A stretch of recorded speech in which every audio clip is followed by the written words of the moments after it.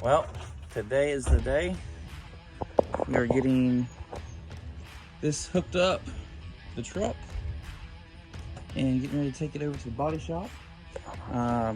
It's gonna stay painted black, but it's gonna be a little more subtle. No stickers on the paint like I had before.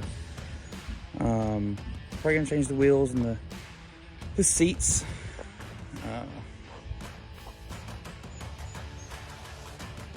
Might go something a little, maybe around the same style, maybe a little different. I might do black on black. I'm not sure yet. I'm gonna get something a little different.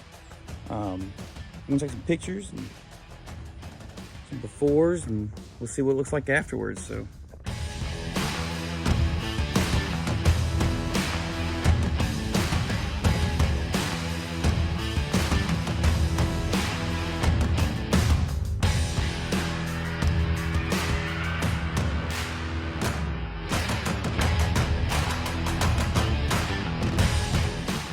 Hopefully in about a month, it'll be done.